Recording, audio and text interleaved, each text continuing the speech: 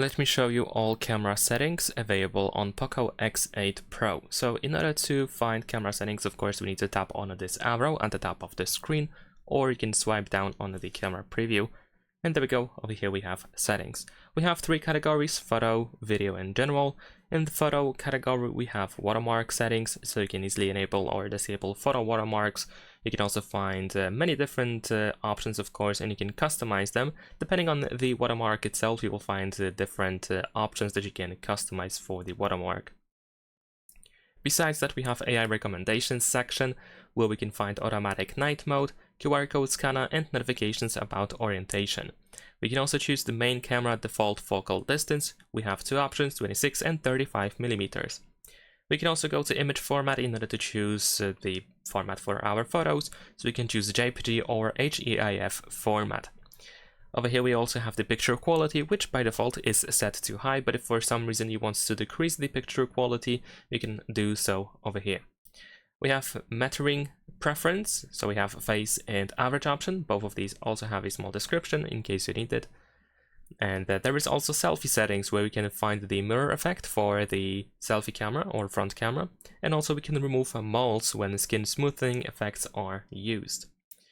Besides that, we have shutter type, so we can, for example, enable tap to take a photo, so you can tap anywhere on the camera preview in order to take a photo, so you don't have to use the shutter button. We have palm shutter, so you can show your hand to the front camera in order to start the timer and take a selfie photo.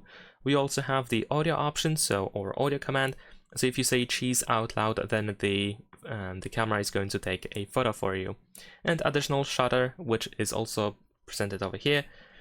So you can drag the shutter button out of its default position, so you can have two shutter buttons, and one of them of course can be placed pretty much anywhere you want to. It is pretty similar to tap to take a photo, but instead of having like the whole camera preview, you just select the area where you should be able to tap in order to take a photo. There is also the motion tracking focus, which is available in photo and pro mode. We have the option to correct lens distortion and display parameters for the photo mode, like focus peaking, exposure verification, and histogram. Now we're gonna go to the video category, and over here we have the video encoder, so you can save videos using the H.264 or HEVC encoder. We have audio settings, where we can find smart noise reduction, which allows you to reduce the impact of a wind on recorded audio while recording a video. We have motion tracking focus for the video mode as well, and it works for video mode and it supports up to 4K 30 frames per second. We have HDR10 Plus and automatic frame rate, which can reduce the frame rate for videos in low light or high temperature environments automatically. Then in the general, we can find a bunch of useful tools such as grid lines, and we have two of them: rule of thirds and the golden ratio. We have the center mark and straighten or leveler. And there is also the screensaver. We have preserve settings option, which allows you to keep settings in the camera as they are when you leave the camera, which means that whenever you return to the camera, you go back to all of the the whole setup that you had before you left the camera. So this can include like the selected camera mode, filters, the night mode, for example, and so on and so forth. So you can decide which settings should be left as they are.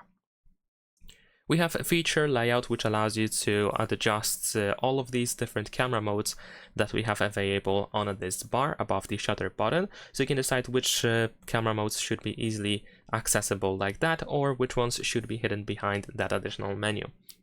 We have camera modes, where we can decide how we want how we want to access these additional camera modes. So the More tab, we can use the More tab, so you can just slide all the way to the More section, or you can choose the More panel, where we can slide up.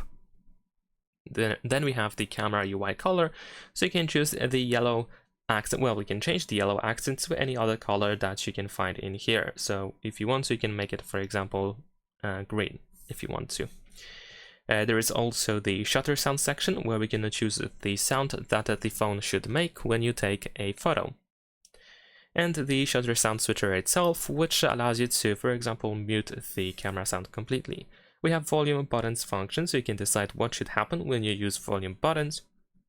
By default, I believe we use it as a timer, so if you press volume up or volume down, then the camera timer starts and the camera takes the photo. There is also the shutter option, where we can also press and hold to record a short video, or we can use for burst shot. And we have the zoom option as well, so you can zoom in and zoom out using volume buttons. And if you don't like any of these features, you can turn it off by choosing the volume. So with volume buttons, you just change the volume on your phone. We have safe location info, so whenever you take a photo or record a video, then in the details, you should be able to find the information about the location. And also we have other settings where we have anti-banding, we can check for updates, and we can restore default settings. And that is all in the case of the camera settings on POCO X8 Pro. Of course, these different camera modes also contain additional options that you can check out either at the top of the screen or somewhere on the camera preview. Like over here we have filters, and here we have the exposure, and you can also swipe down as well instead of using this arrow in order to reveal that that additional section. In the video mode, it looks pretty much the same. Here in the upper right corner we have the resolution and the frame rate, and also we have a couple of different options in here. So that's about it. Leave a like and subscribe.